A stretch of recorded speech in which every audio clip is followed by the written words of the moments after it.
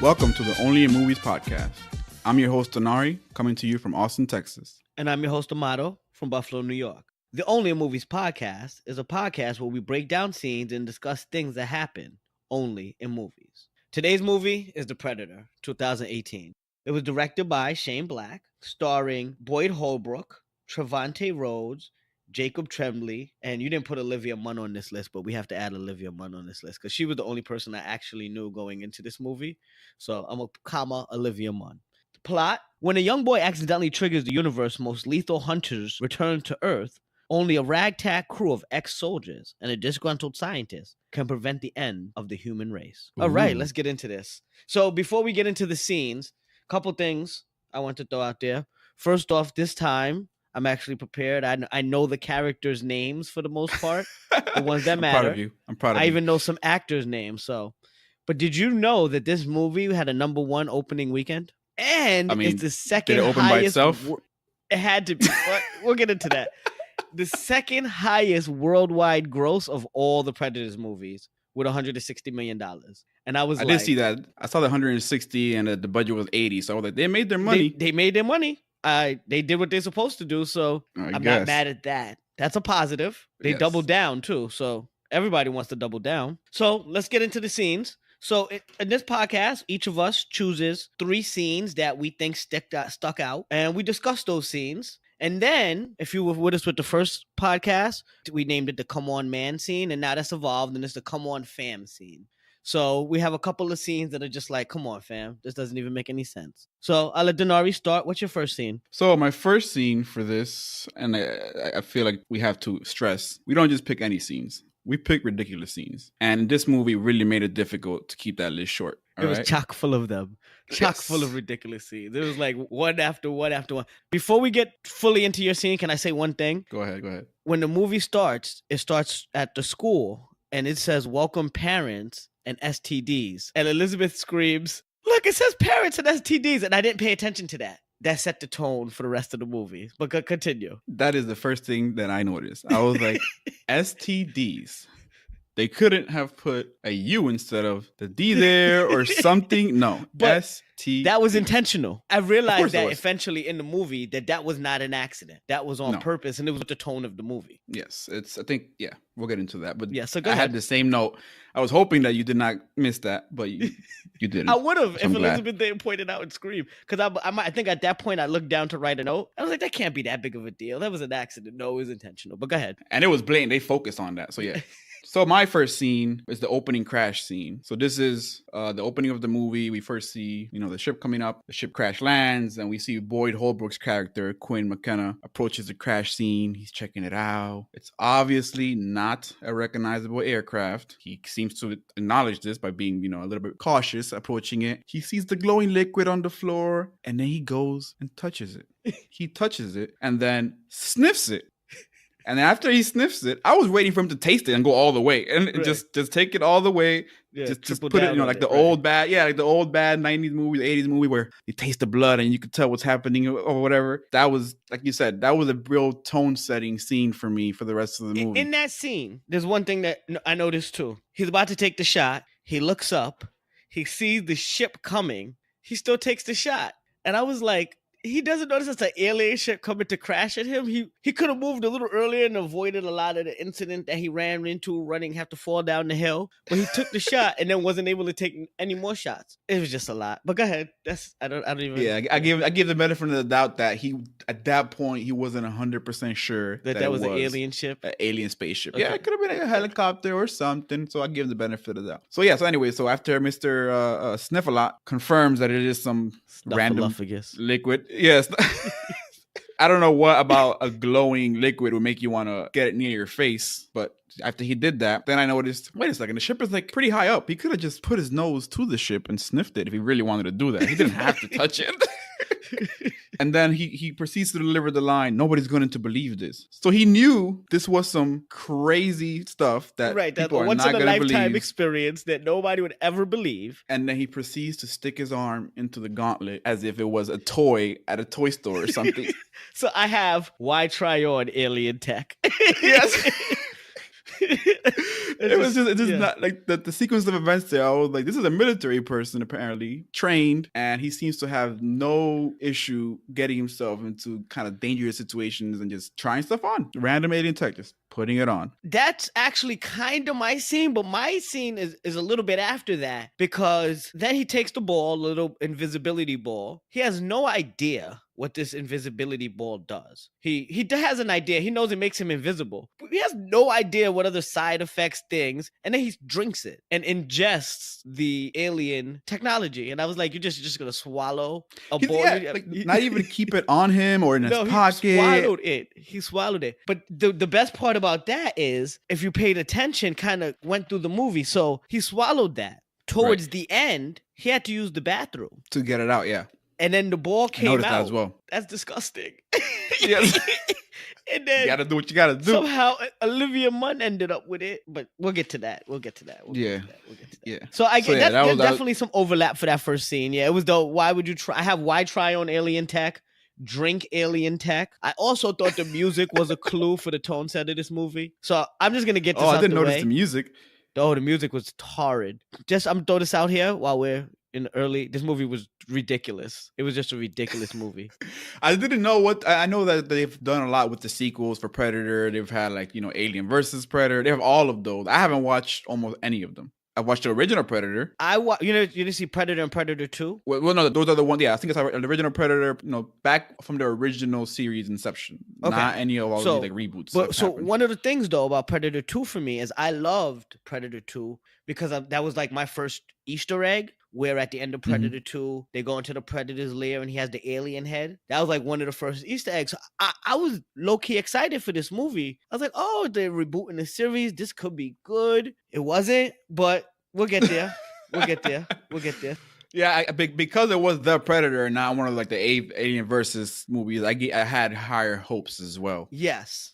So both of our first scenes, essentially, I actually have one for that scene too. So don't overlap. My scene was when the Predator starts killing all the cops, and he just killing. Oh, he's getting out of the test facility. He's killing up everything. Right. He's killing things left and right. He jumps into the back of the police van. He kills all the cops in the back of the police van.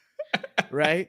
And then the guy looks back and goes, "What's going on?" And he pulls out the thumbs up sign. How does he know that the thumbs up sign is an okay sign? That was bothered me. How does he know? Did he do his research? He knows because it's not universal. A thumbs up sign in some other cultures is a bad thing. It's not just an Earth thing. But he knew in America, thumbs up meant we were good. I thought that was completely ridiculous. So that was my Come On fans. One of my Come On fans. We'll go on. Yeah. You said, I felt like the director or the writers were purposely being a little ridiculous. And it wasn't even masqueraded as... I felt like this was the Deadpool version of the Predator, but it wasn't as good. That's a good way of putting it. It wasn't Deadpool. They really tried to be campy. Are you familiar with... You might be too young for this, but are you familiar with USA movies from the 90s with Gilbert Gottfried? Gilbert Gottfried would be the host for these campy movies, and they would show on USA, and it would be borderline softcore porn. So when you're 13, 14, you're ooh, I might see a nipple. You're never gonna see a nipple. It's on USA, but the threat was there. This felt like that the entire time. Yeah, it was. Yeah, we have that overlap in terms of the Come On fancy, but that's I bring up that USA movie part because I love Olivia Munn. I loved Olivia Munn since she was on Attack of the Show on G4. Oh yeah, throwback. Yeah, they wasted her. She was wasted. I'm an Olivia Munn fan from Newsroom. I don't know if you ever watched that show. I haven't watched Newsroom. No. Yeah, Newsroom. But she's also in one of the X-Men movies. I know this. I don't recall which one. I think it might have been X-Men Apocalypse. But I looked it up and I was like, oh yeah, that's what she was into. Because I wanted to make sure that she was the same girl from G4. And then did that scene where she was about to almost get naked, and I was like, I never cared less about Olivia Munn getting naked in my life. I never thought I would not care about this at all. Yeah, I'm a fan of Olivia Munn, and I like her when she's in TV shows, and I think I've seen her in other movies. That she's a very funny character. I felt kind of bad in the way that she was portrayed. Her character, the character here was It was definitely a waste, and she wasn't the only one. But no, we'll get into that a little bit later. Yeah. So what's your next scene? So my next scene is actually right before your scene where you talked about the Predator already having escaped the lab, facility, and being on the van. My next scene is a lab scene where he's still Sedated. he's still sedated in the actual test facility. And when the spaceship is coming into Earth, that it kind of like phones home, and the predator hunter kind of wakes up, and the random lab specialists see that he's waking up, right? And they go to hold him down. They go to hold him down, and he holds him by the head. This dude has the largest fangs you've seen on anything. Yeah. And his original thought was to go and hold him by the head. Why the fuck would you do that? So I actually have that as one of my come on fams. It's grab predator. And then they said he was heavily sedated. How do you know how to heavily sedate an alien? So that's the second part of my scene. So right, the first scene is the random lab specialist grabbing the predator, right, by the head. First of all, that was a poor choice, and we saw that a couple seconds later. Right. You know what happens. It made to it said lab self obvious, yeah. Yes. And then my second part of that scene is, for some reason, the immediate reaction was to go hold. So they were obviously worried that the restraints weren't going to work to hold him down. And the solution was to go and physically hold him down, as opposed to immediately going to the tranquilizer gun that was like 2 feet away, as we saw like right after the predator ate the first lab specialist. I was like, so it was there the whole time? I was wondering. I was like, maybe they didn't have any tranquilizer. No. She goes straight for the tranquilizer gun. I was like, you have 6 people holding that went directly to the predator, and no one went for the tranquilizer like he was just gun. A kid. Like, oh no, yeah. I was like, oh, metal restraints can't do it, but yeah. Yeah, my daughter got shot, and like 4 nurses held her down. That's what it felt like for me. I was like, these people can't. It's a predator. They ate their Wheaties today. You know, they thought they had a thug cookie. I got this.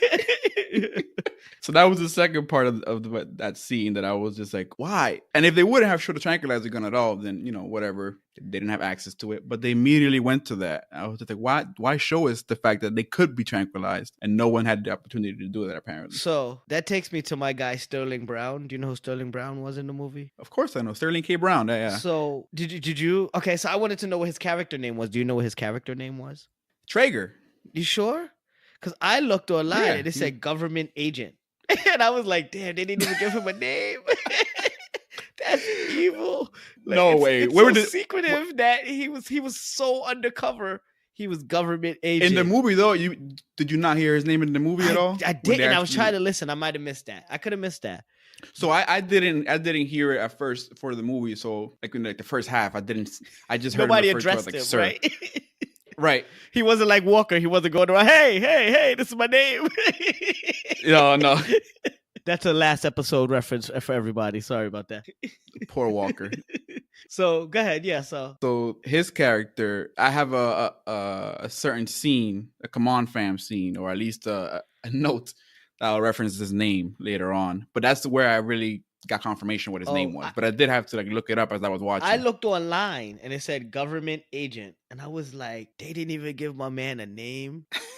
On IMDb, or where did you look at? IMDb had it. I just looked at Google. I'm gonna step my game up.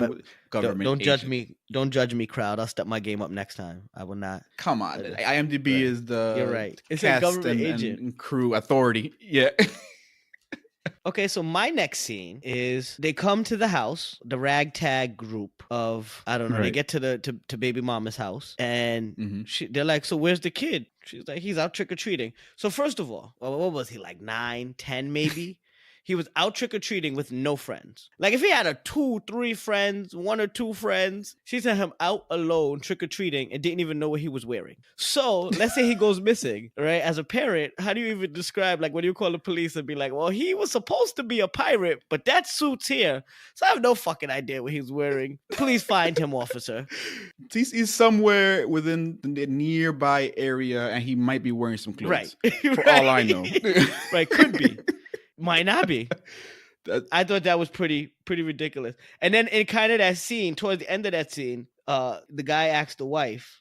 See, I didn't write the black guy's name down, and I feel bad. The head of the ragtag group, the ragtag crew, or what do they call it? The Loonies. Yeah, the head of that group asked. The Loonies. Yeah, so that was. You have his name. The Loonies character. Yeah, that was Trevante. So Trevante Rose. I do actually have that written down somewhere, but Trevante says, "Tell me about your husband." And this chick told her husband's life story. She told everything. His jacket. Like she gave him his jacket. Like, yeah. Chill, fam. I'm like, how you know he wants you to know all of that stuff? My dad would have like, just shut up, woman. Like, why you telling this people all my business? He'll steal my identity.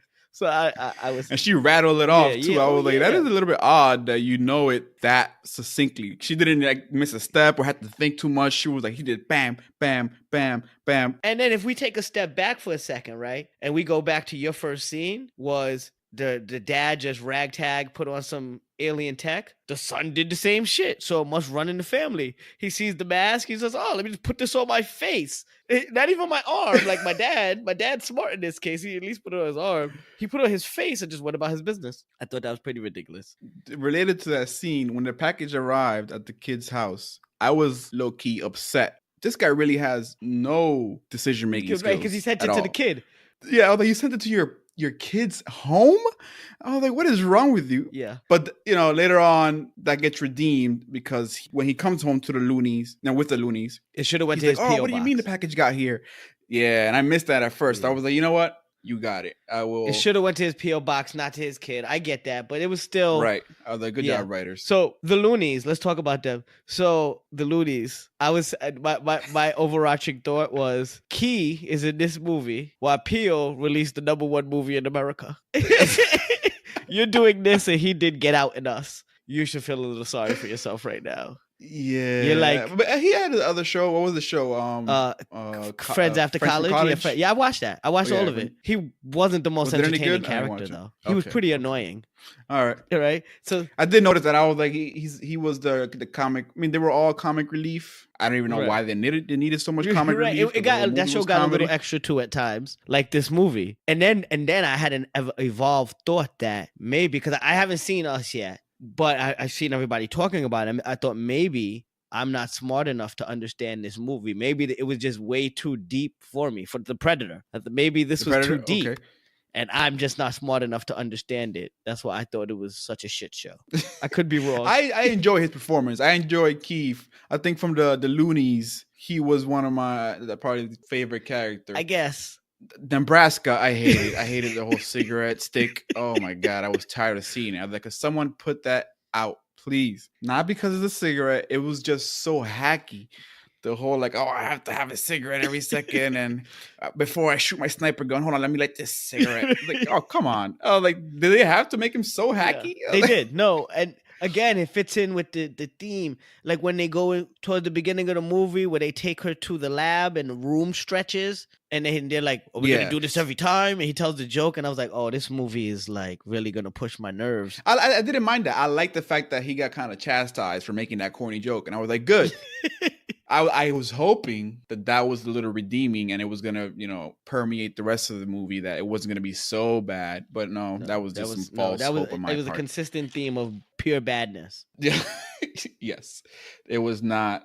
It did not hold up at all. So what is your next scene? Or do we want to continue with the Loonies? Do you have any more? I have more thoughts with the Loonies in general, but those might be for like the Come On Fam and a couple others. So I don't know if I have a whole nother scene because we covered my first scene together and then I covered the thumbs up. I did 3. 3? Yes, okay. I did. So it should be on you because you've only done 2. So for me, the another scene that I had was, and I had 2 more really. So you have 4. Yeah, I had 4 scenes overall. Okay. And I feel like my scene with during the lab predator kind of breakout, it was an overlap with yours as well. My next scene would be right after the predator actually breaks out of the lab facility, when they're in the bus and they see the predator for the first time and they all realize they have to get out of there and break out. So they start making a commotion, they're trying to get the attention of the officers so they can come in. The process of them breaking out was just so silly to me because the officers decided to walk all the way into the bus, the back where all the prisoners are, and then tell them to get on the ground. Once they were all in their close quarters with no weapons drawn or anything, they had the idea, by the way, get on the ground. And then he cocks the shotgun. I was like, you could have done that from without even opening the gate, right? Ready for action, right? They're called the Loonies, not the Friendlies. Right? So he's supposed to come back TTG, trained to go. You got a guy trying to kill himself. Yeah. You got a guy set a car on fire. So they seemingly were not prepared to handle the detainees as Yes, as people that are in charge of detainees. And then after that, once they finally, punch the officers and get him under control, then they cut to the driver who was apparently on Candy Crush or something. He didn't notice that all that was going on back there because they managed to make their way all the way up to the front of the bus. And then he was like, "Oh, right, I have prisoners back here. I should be alert." So that was a whole other right. Like it would have been different if they would have shot like one of the loonies going to him, but no, they cut to where they were all finished. But you you also know, dealing with them, that they are military people. They have military training and all of that stuff. They're not just random people off the street. So you should be taking that into consideration when handling them. This movie didn't take a lot of stuff into consideration though. So the military was like used as like a plot piece, but only the very fact that it's just the name military and that they could use now facilities and vehicles that military people use. In terms of like tactics or any kind of like discipline or none of that was applied, or logic, processes, or training. I was very confused. They were acting like you said, like random dudes on the job for the first time, right? Dealing with all these people. Amateurs. So I didn't give them as much benefit of the doubt because they were military. They should have kicked them and screamed noob as they ran out. Noobs. Yeah, had they been like police officers, they're not trained at that level to deal with military personnel, perhaps. But these are MPs. No, these were other military personnel. Right. Yeah, these are MPs. Oh, like you get no slack. So then they commandeered the bus, they got the control of it, and then Olivia Munn, you see her chasing her, and her character name was Casey. You see her chasing the Predator down all the catwalks and everything. And then they're driving the bus towards the Predator, trying to kind of track it. And then Quinn McKenna, who's the star character, he delivers this glorious line in the bus. He goes, "I'm a sniper. Just get me close, baby." And then he proceeds to use a shotgun and misses twice. I was like, why did they choose that line to have him deliver and then have him try to shoot one-handed a shotgun from a moving bus and still miss twice? And the Predator just turned around and took care of that real quick. So real quick, let me jump to a ridiculous line. Hold your thought for a second, because we're talking about ridiculous lines. When the bullies are chasing the kid and they say they're hungry for Asperger. Yes. I was like, this is the most... Well, fucking bullies. I'm not letting nobody bully who tell me they're hungry for Asperger. We're just going to fight. You're going to have to show me that you got hands at that point. Like, I'm not letting you just bully me if you use the term Asperger freely. So the bullies were very... not bullyish. No, it was just a caricature of a bully. It was... Yeah, right. It was like if you ask somebody who never got actually bullied what a bully would look like or how a bully acted, that's what they would put down. They'd be like, "Oh, they're just mean and they curse a lot." That's what a bully does. And in regard to that, actually, now that you bring it, since it's very related to that, in that same scene where the bullies, pull the they pull the fire alarm. Yeah. And then they go into, they show the character, the young boy who was played by, I think it's Jacob Tremblay. They show his character, they kind of trying to let us know that he has Asperger's or he's on the spectrum of autism. In that same scene where he's kind of in the corner holding his ears, they show the teacher just walk right out. Right. I was like, what kind of teacher has a fire drill and does not account for any of her children? Time out. Stop. Take a step back. You said fire drill. A fire drill is usually known ahead of time. This was a fire as far as she's concerned. There's a fire alarm going off that was not pre-planned, and she bounced on the kid. She should probably lose her job. Like any man for himself, yo. she should probably lose her fucking job. And they show more of that scene. She might have been shoving the kids. Yeah. Sure, move out of the way. Right? She knocked the kid over. She stiff-armed one of the little bastards. Not even a head count. I was like, I've worked in a school. I've been in a school. Right. Not a single, nothing. They just like dipped out of there. So that was related to that scene. So my last scene is the Hunter spaceship crash scene when the Hunter Predator gets on the ship and he's trying to fly away with the boy, the McKenna's son. Yeah. Throughout the movie, the Hunter killed everybody in like one movement or two. He was like, boom. You're done. Wham. You're done. 7 of you. No problem. Right. Yeah. He goes and he takes out a whole platoon. Right. No problem. And he seemingly decides to just slug it out with McKenna at the end there. He's like, yeah, we're going to box you out. Show me your hands. Like, he's like, I was like, why? Why does he choose him to just, do a little bit of rope-a-dope? Yeah. Like, he has all the weaponry, everything. But even if he doesn't use weaponry, his mouth is like 10 feet tall and he could bite his face off. And he smashed the other traitor hunter with his hand. Bam, once. Right, yeah. He one-hit and quitted another predator, but struggled with a human. Flailing him around, and McKenna's just completely fine. So that was an interesting part of that scene. He does the same thing for Casey, Olivia Munn's character. He slaps her and she like flails and falls. He flung Key's character across into a tree, and he flung the other character, I forget, the one that had Tourette's, into a tree like 30 feet up, and he got impaled. One of my come on fam scenes was when he jumped on him while he was on fire. The dude with Tourette's, the predator was on fire. He jumps on him and like wrestles with him. It didn't make sense to me. You can't wrestle with someone who's on fire. He really just wanted to wrestle the predator on fire. Hey, we talk about putting down guns and throwing hands. And in this movie, mad people put down the weapons and threw hands. So I guess they really wanted to see what the hunter was about. What people was about, right. Remember, this movie was the #1 movie the weekend it opened. That means a significant amount of people had to go see this. So I guess we're now into some more come on fam scenes. We covered a lot of mine though in the process of this. Oh, I thought it was great. One of my favorite things. So it's in the I guess hotel, wherever they were, where Olivia Munn's sleeping and then she wakes up. Yeah. And he plucks her like she's talking. The nose, yeah. And he plucks her. I love that. That was like the best scene of the movie to me. That's pretty sad. I like that too. That was a pretty funny sequence when they were like taking bets on what she was gonna when she woke up. Yeah. That was probably one of the funnier sequences of that movie, and that made me be like, "Oh, this might be okay. This could be okay." There were several parts where it gave you hope. Like several parts where I was like, "Oh, this is going well." What did you think of the Predator dogs? Take it or leave it. I didn't really feel any kind of way about that. That scene with the American Pitbull, was it? Yeah. I thought that scene was a little bit useless. I thought that dog was going to become... He didn't even fight the dog. He just kind of walked up to the kid. I was waiting for something. And then... So he didn't fight the dogs. The dogs that came out, and the dog, the actual Pitbull was afraid of the alien dogs, right? And then at the end of that whole scene, when they're driving away, they show the Pitbull running at the bus, and nothing happened with that afterwards. I was like, what was that for? I didn't understand why that made the movie. When Key closed the door, I was waiting for like the dogs to like, jump in. They needed dog on dog action, so I don't know. But they didn't really get there. They just need a dog on dog tease. I told you this shit is softcore dumb porn. It's stupid people porn. The dog this did is not what fight. People are into. The dog did not go into the... It didn't become like now we have to save this dog because he kind of became like part of the family. No, it was just a dog for the dog's sake. I thought the Predator dogs look like old ass Jamaican men who have dreads their whole life and then they start balding towards the front and shit. They just have like a droopy ass face. That's what I felt about the fucking Predator dogs. I was not feeling them. I thought they looked dumb. I didn't understand why shooting a dog would make him become friendly towards you. That was the weird I have that choice there. Like they shot him in the head.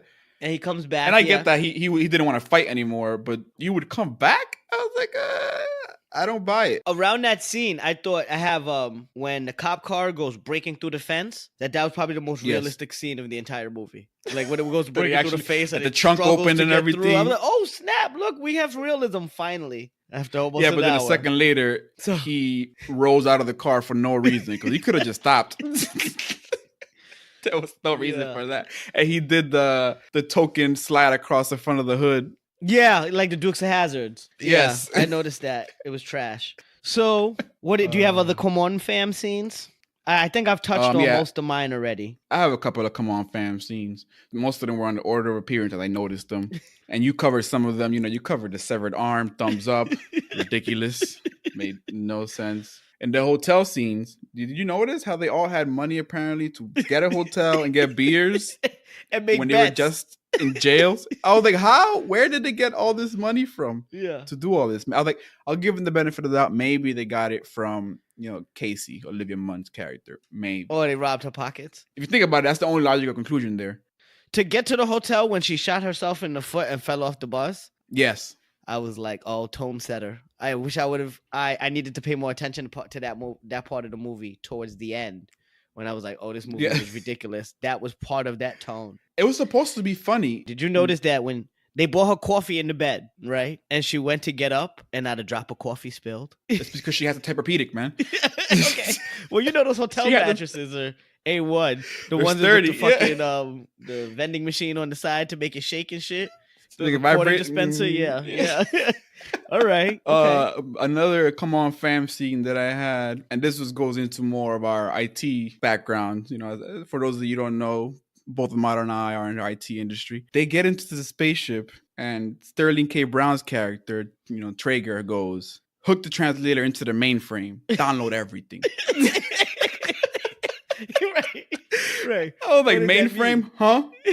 They think they have like Word documents or PDFs. What do you think? They got a big fucking AS400 just somewhere with thin clients and blinking lights. Yeah, that was. You think they have GIFs? A lot of GIFs in there? You know, you think they're on WhatsApp? Oh, it's like man. that easy, huh? You could just plug in and just download.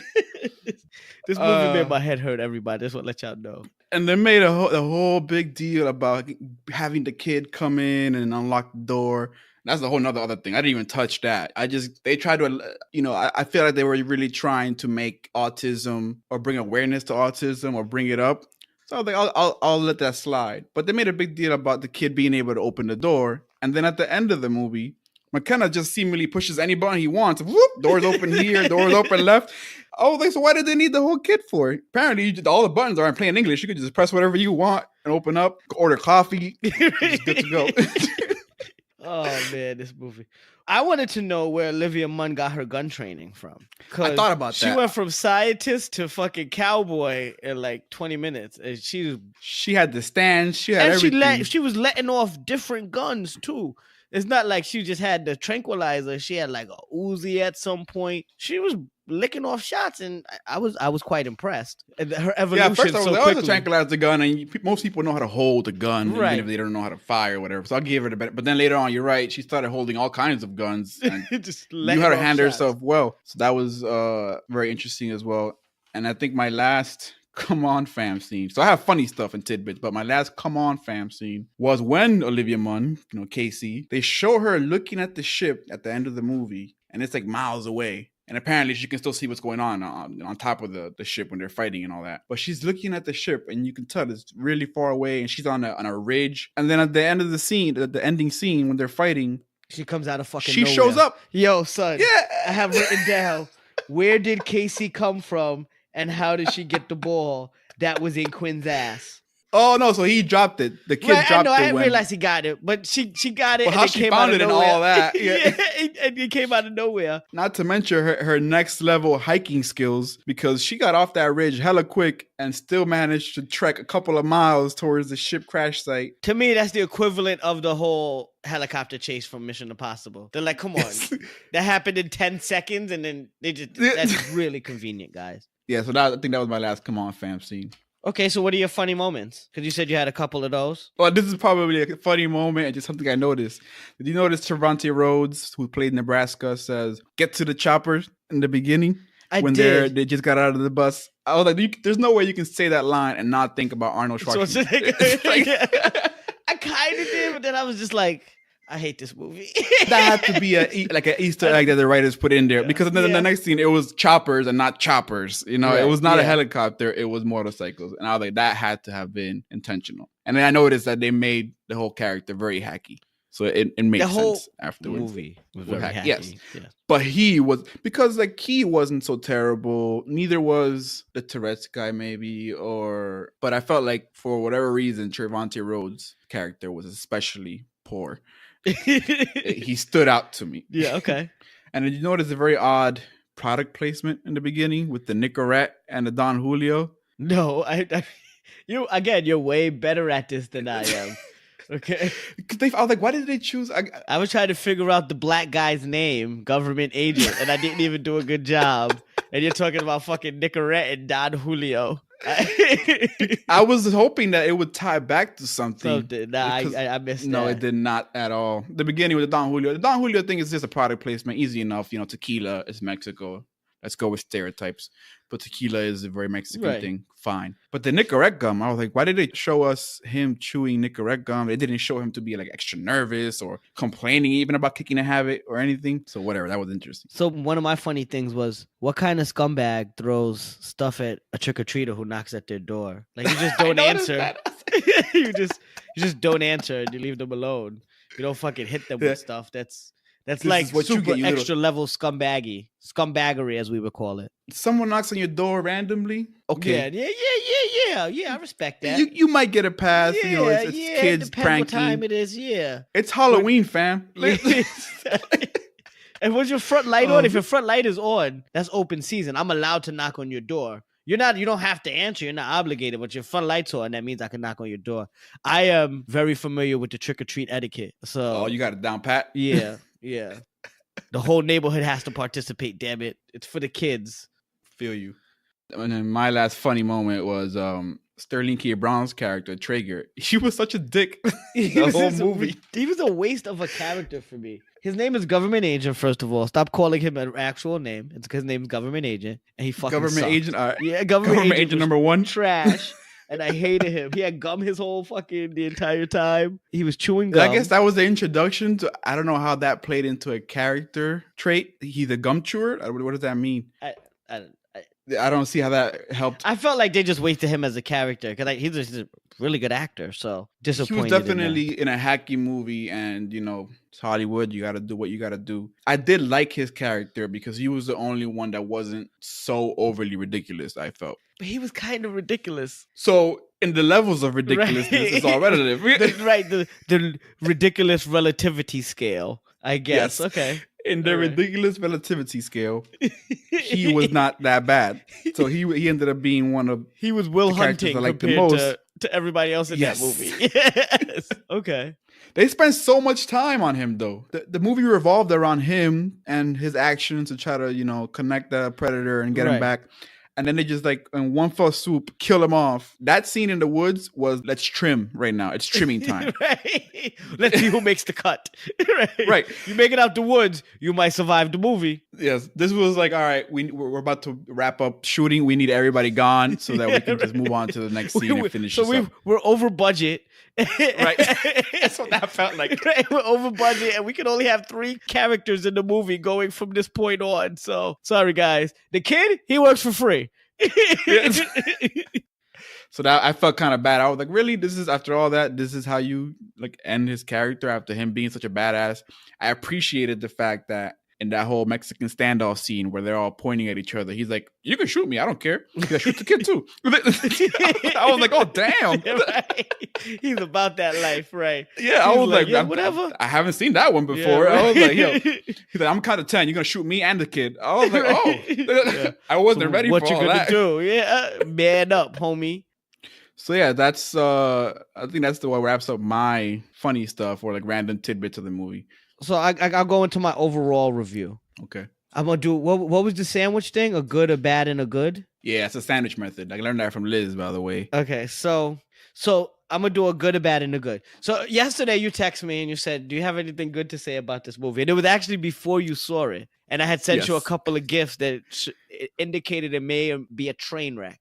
And you said, and I said, yes, absolutely. I thought the story was a good story. I thought it had so much potential as a story, like the evolution of the Predator. They brought Predator tech back to the Earth. If he would have been able to throw that Predator suit on and actually use it in the movie, that would have been kind of dope. I thought there was some Predator battles. The bad was like the rest of the movie, the entire movie. I just... That's it? Yeah, like, man, it was hard to watch. It wasn't cohesive. Right in the middle of so we were watching it on Google Play and on YouTube, but we purchased it through Google Play. And in the middle of the movie, we get an error, and Liz goes, even the TV couldn't take it. And I was like, ouch, ouch. Oh, man. That's how I feel. I understand what you're saying. It was just, but a good was, they had some all right fight scenes. I thought the Predator was a little too ridiculous, but not so much that I didn't. The design of the character costumes.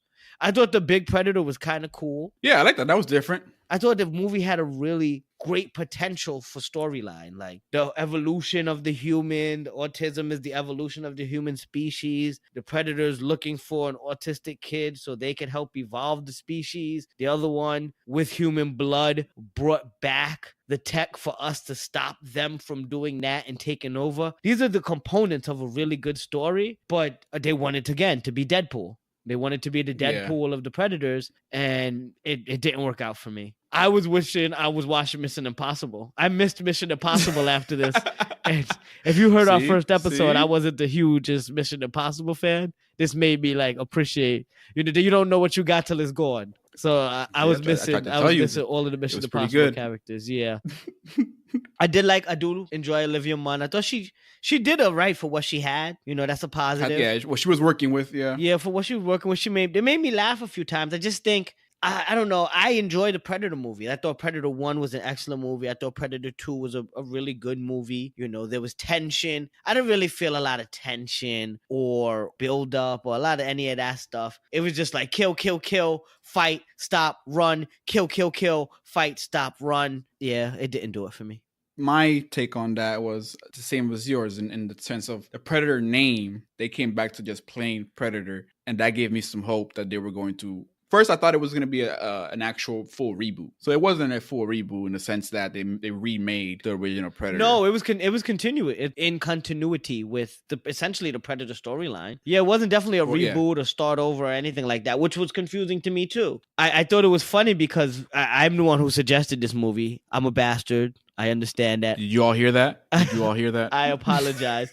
But I was wondering for weeks why Google Play kept telling me The Predator was a new movie. Because even the box art for the movie looks like the original Predator box art. So I was like, oh, that must just be the original Predator. They remade it. So then I saw it, and again, you thought it was Google suggesting from your searches? Yeah, I don't know. It was new to rent. I'm like, maybe it wasn't digitized before, and I just never noticed Remastered. That. Yeah. There was nothing. The word master in that movie should not be in the same vicinity. So my take on that was, like I said, because the Predator name was on it, I thought it was originally a full reboot. I found out very quickly that it was not. And then after actually beginning to watch it, I recognized some of the characters. And I was like, oh, so I had very little knowledge going in of what the premise was, who the characters were. And I wanted to kind of just come into it clean because I knew I had my own biases from the Alien versus Predator series, and I didn't want to bring that into this one. So I was like, you know what, let me just view it without looking it up or seeing. I didn't even know what the rating was for the movie going in, but I did look it up while I was watching it, and it totally made sense. So I thought we looked it up. We didn't look it up beforehand, though. We looked up the Rotten Tomato. If we did, I might have forgot. Oh yeah, I think we did look it up because we looked up the Rotten Tomato, and the people liked it. And it was like 73% of people liked it. We've seen that with a lot of movies that are bad. Were not good. So I don't know if it's just people just clicking or bots or what, but do not trust people liking movies on Google. All right. Just want to put that out there. We didn't like it. Yes. That's what he's saying. He's more diplomatic than I am. But to go on the sandwich method, I had hopes for it. My hopes were not met. And while the movie was going on a positive, it wasn't long. It wasn't that long. Yeah. It had that going for it. And I will admit, certain times I paused just to kind of take a break a little bit because it was a lot. But it was still not that long, so it didn't it didn't like drag. It didn't drag. Yeah, it didn't drag. So that's the redeeming quality at this point. And then I would say to finish it out, I did like the Looney Squad. So as I mentioned, I think that was the strongest part of the movie, and that's saying a lot. But I think that whole ensemble and the way they're playing off each other, it was definitely hacky, a lot of parts were, but they played well together. So that was something I liked as well. But overall, I think it fell right back into what I expected from Alien versus Predator and those movies. I don't know. Well, they were not as campy as this, though. No, those were actually trying to be action movies. I'll say like that. They were trying to take themselves seriously. This really felt like a parody. Nobody was to see the alien dance. Like I really felt like at one point the Predator was gonna have a top hat and a cane and shimmy across the fucking screen and dance because it was just that fucking campy. Yeah, my understanding of Predator was, what the name implies. Either Predator, it's going to be a tense movie, almost like a thrilling where you're trying to escape being killed. No, this was a hacky. You know what killed me too? You know what really, I just jumped in my head. The movie starts and they're in the jungle. Yes. Or in the woods. And I'm like, ooh, this is going to be like the original Predator.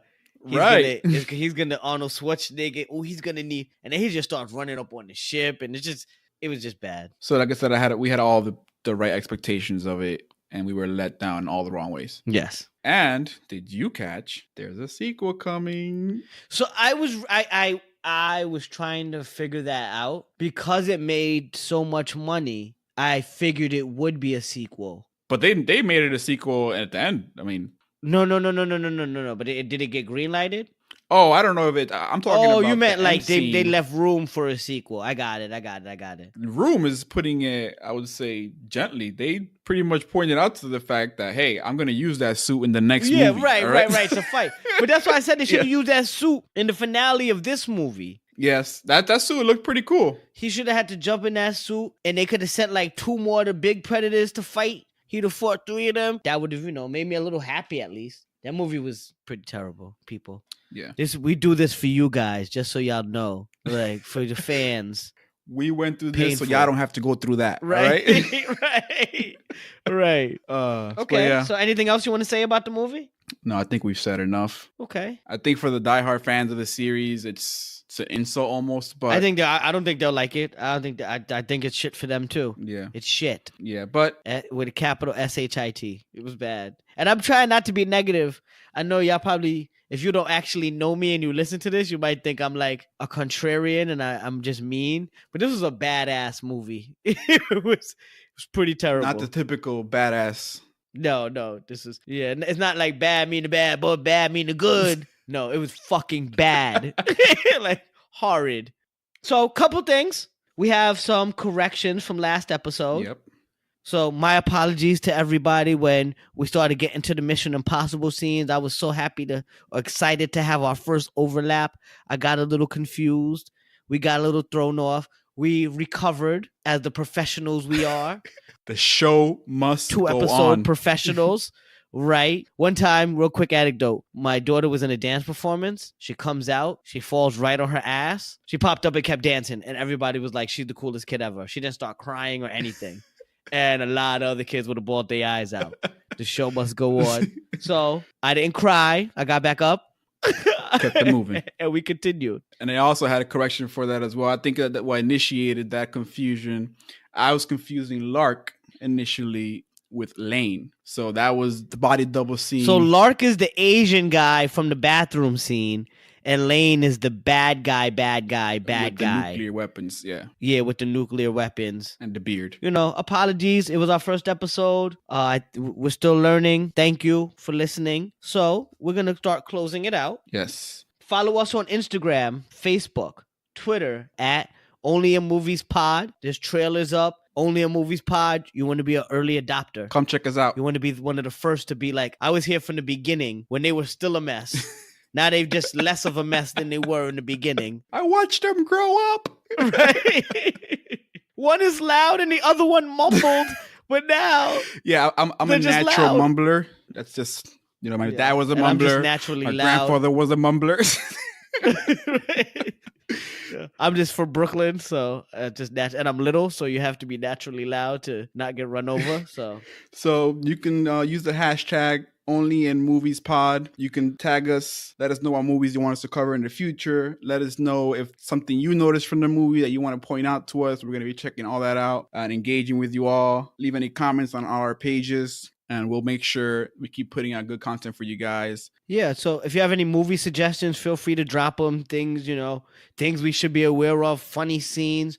We may cover some funny scenes just as anecdotes in the beginning of the show. Again, we're growing and evolving, so grow and evolve with us. Join us next time for things that happen only in movies.